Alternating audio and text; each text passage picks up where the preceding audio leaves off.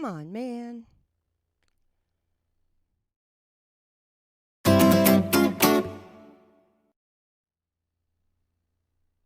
Howdy, y'all. It's Angela.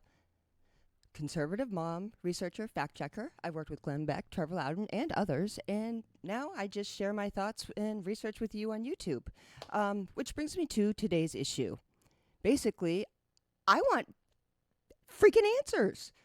Anyways, as we've watched for far too long now, the press, the left wing, the academia, anybody who has an opinion that qualified or not, CNN will invite on as long as they're there to pile on the president. So we've watched this for far too long.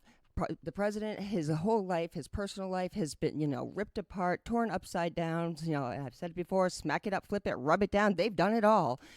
And we've looked into everything from his granddaughter's financials to, I think it was Eric Trump's child. I think she was 3 at the time. They were wanting her financial background and bank account information. That's absurd. Let's see. We've got Stormy Daniels, whatever the case may be. I love it when it's Monica Lewinsky. It was, their personal business, and it was a troubling time. When it's, the Trumps, let's just turn this into some salacious thing with some skank. But anyways, I digress. I apologize. I digress. Anyway, so my point here is there's a lot, Joe Biden, they're not asking questions. They're not digging into backgrounds. And the funny thing is they used to. So I actually am going to do a quick series on things that I would like Joe Biden to answer for. And I'm going to start with something that isn't really talked about a lot, but I think it's extremely important. Quite frankly, it's very personal to me because I grew up, I know I keep talking about it, but I grew up in the 80s. I got to college in 1991. And for anybody who is an Xer like me, I don't know if this happened on your campuses or if it was just a strictly Boston thing, but they had the credit card companies set up booths on campus on moving day. And see, again, not a victim. I was a stupid kid. I just didn't have an adult telling me that what I was doing was stupid. I was just sort of, let loose. I mean, I was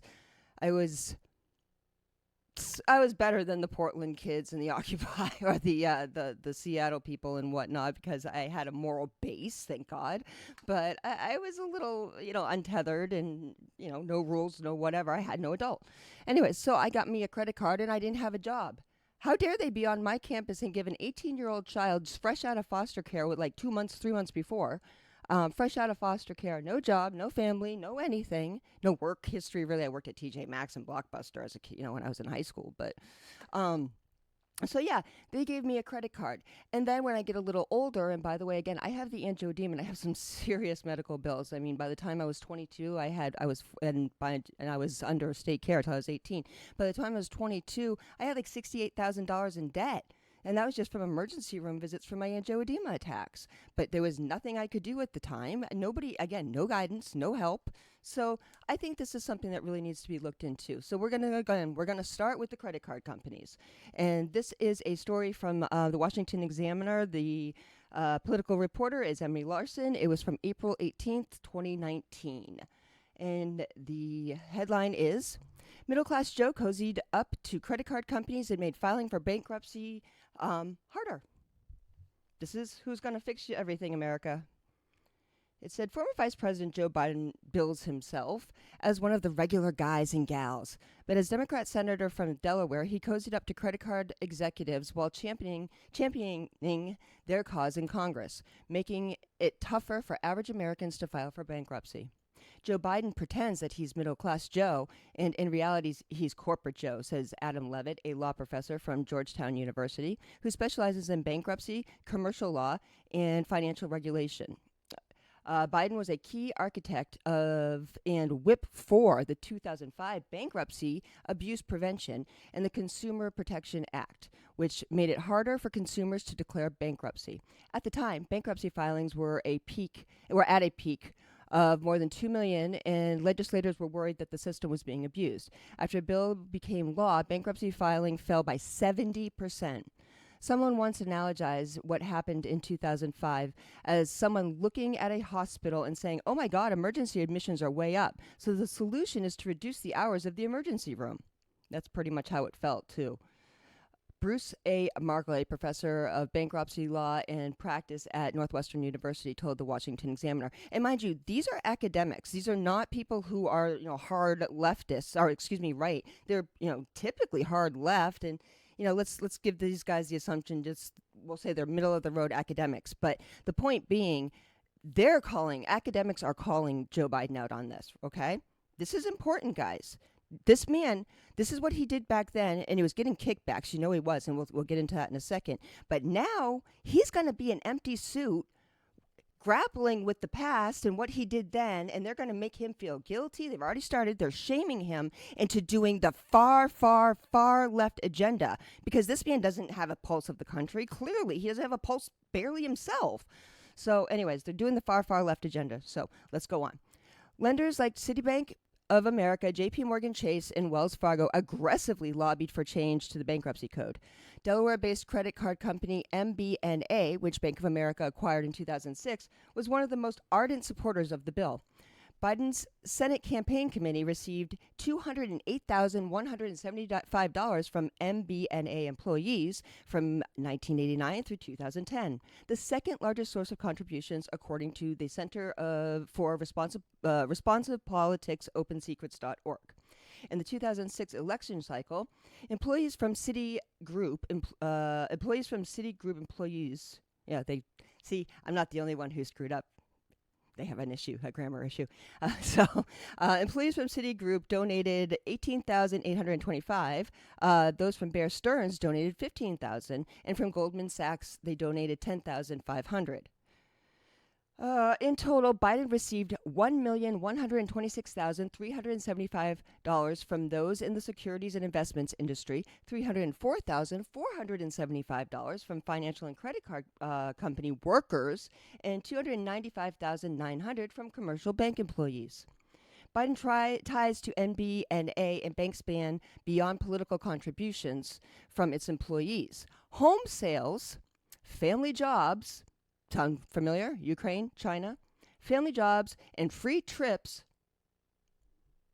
caused critics to dub him the senator from MBNA. Sorry, my mouse was in front of it. The senator from MBNA.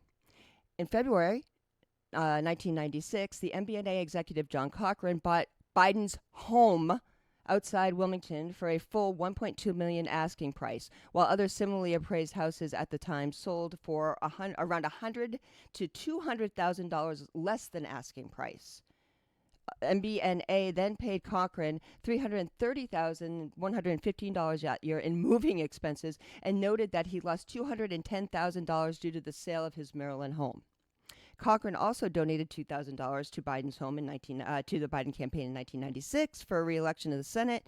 FEC records show MBNA in 1997 flew Biden and his wife to Maine to give a speech. Biden's financial disclosures showed. Here's Hunter. Biden's son Hunter started a job, MBNA, in November 1996 after Biden won re-election, in part because he wanted to be close to home. After leaving the company, Hunter became a lobbyist, but continued collecting an undisclosed amount of money from MBNA as a consultant. This is really all ringing familiar. It's the same playbook, is it not? All while the bankruptcy bills moved through Congress, MBNA said that Hunter never lobbied for them, and that was his work, and that his work had nothing to do with bankruptcy bills. The Wilmington News Journal noted in 2008 that Biden was neighbor to wealthy and powerful company titans and DuPont family members, one of the richest families in America. A spokesperson for Biden did not respond to a request for comment. But in 2008, NBC interviewed Biden, downplayed his family's relationship with the NBNA executives and rejected the notion that he was in the pocket of the corporate lobbyists. Those who defend Biden's support for the bankruptcy bill said that he was looking out for the interest of Delaware's economy, a major financial and banking center. And for any of you who have ever filed an LLC, many people do it in Delaware because of their very business-friendly tax filings and regulations and so on for LLCs. Well, I'm sure it's any business, but anyways, S corps and all that good stuff. So there's a lot. I mean, a lot of companies filed in Delaware. So it is something that that tiny little state has. Kind of, cornered the market on. Nevada's pretty good too. But anyways, I'm moving on. Biden's support for the 2005 bankruptcy bill set him apart from progressive Democrats running for president and other Democrat leaders in Congress. Independent then Rep. Bernie Sanders of Vermont and Democrat Senators Dianne Feinstein of California, Barack Obama of Illinois, and Chuck Schumer of Vermont all voted against the bill. Elizabeth Warren, not yet in Senate, fought against the changes. The bill was too fat. Wet kisses for credit card companies and auto lenders. It ensured that the private student loans could not be discharged in bankruptcy.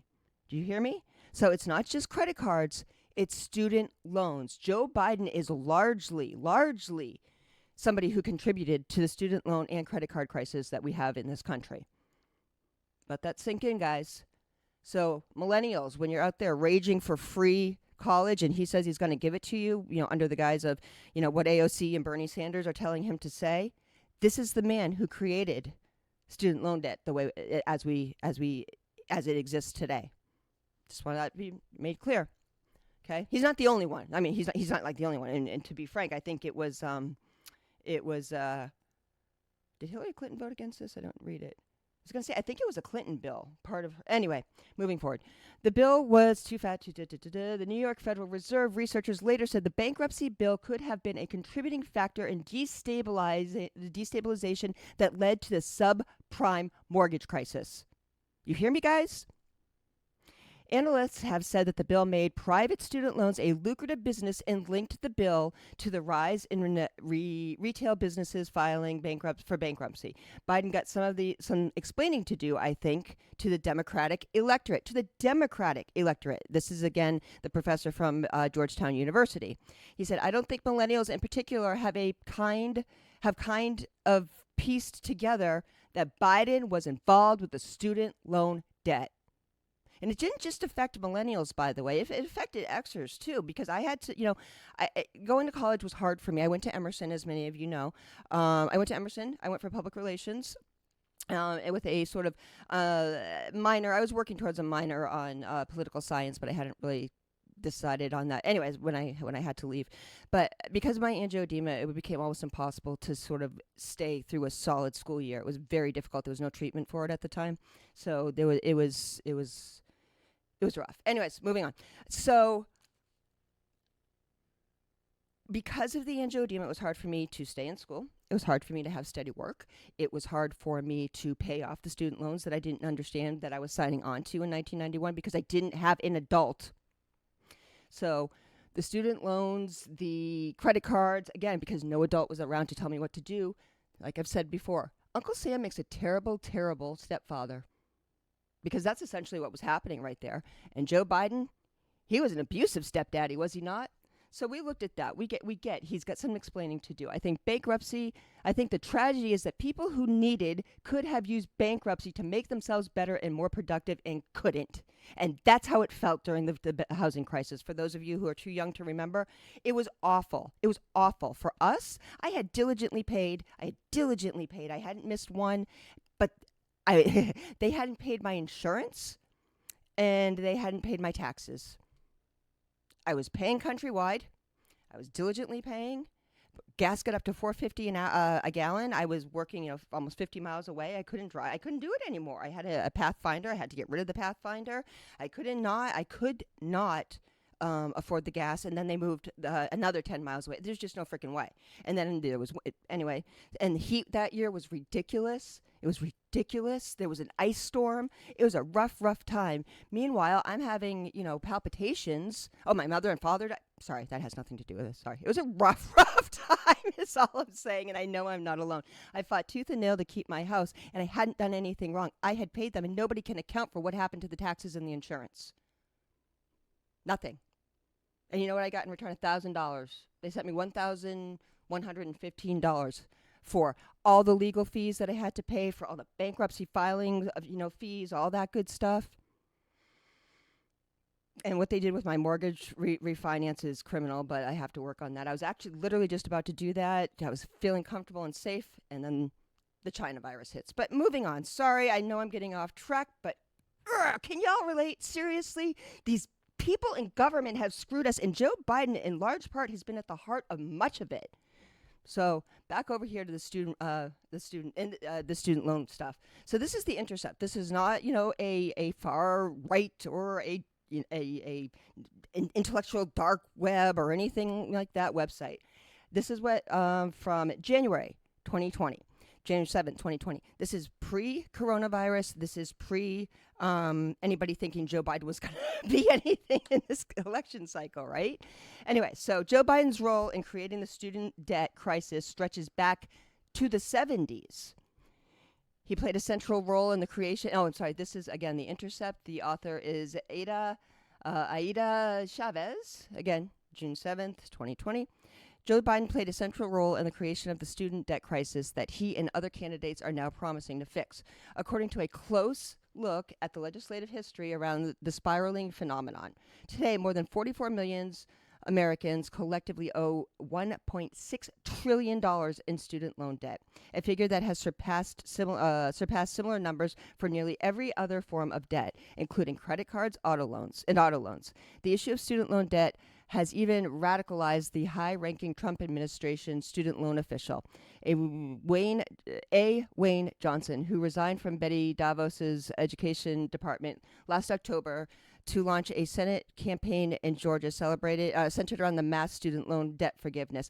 I don't think there should be a debt forgiveness. I think there should be put it back into bankruptcy. There needs to be a bankruptcy restructuring. And this whole thing that Obama did with putting all these layers and layers and layers of restructuring organizations within the Department of Education and the IRS and so on and so forth. It's crazy. It's maddening. Why do we're spending more money to administer the renegotiation of all our loans and to stretch out our finances and stuff?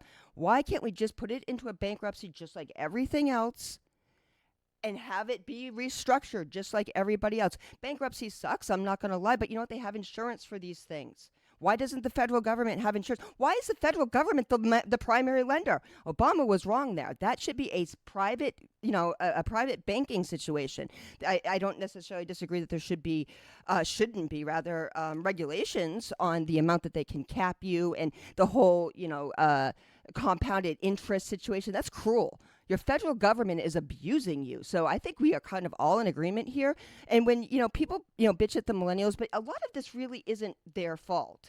Only in the sense that they were pounded into their head by people like Obama and the Clintons that everybody's going to go to college. Everybody's going to go to college. The lower beings like the Mexicans are going to do our manual labor here in this country. And the Chinese are going to do our manual labor, for the factory stuff. You've got to go to college. Learn to code, man. Right? Right?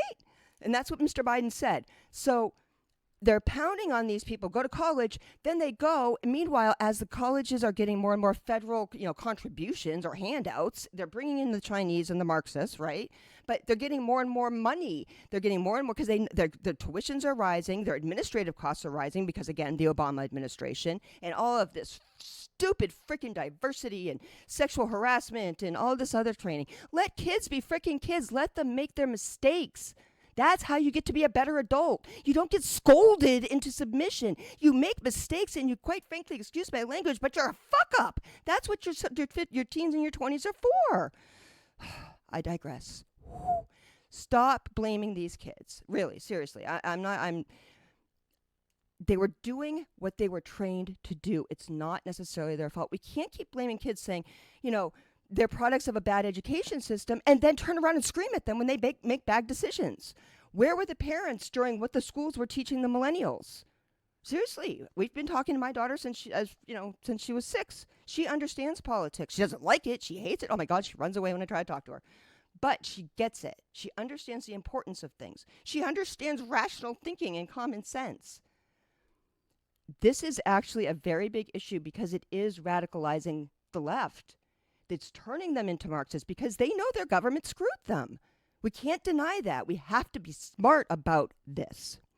Anyways, guys, this is my last issue I wanted to talk about, my first issue rather, about Joe Biden and answers I want. I want him to answer for this. I want him to compare his record to Donald Trump. And I do, frankly, want Donald Trump to do something better than what Betty Davos is doing. I think there, yes, needs to be some accountability. There's no complete forgiveness, but a restructuring and allowing them to go into bankruptcy is a basic fucking. I keep swearing. I'm so sorry. It's a basic solution. It's the logical solution. It's a solution that existed previously. What are we doing? Why do we need to blow it up again? Why don't we just take away the stupidity of Joe Biden and others, and then, put it back to a normal system? Anyways, guys, that's all I got. Please like, share, subscribe. I'm a conservative mom. I have conservative views. Our kids need to be treated like kids, and we need to start treating our, being the adults in the room. Do we not? Seriously? Anyways, again, please like, share, subscribe. Any interaction with the video is awesome. I'm so grateful for it. I can't even begin to tell you. And I think it's important conservative moms be heard. I think it's important that different life perspectives be heard. So thank you. Bye. Bye.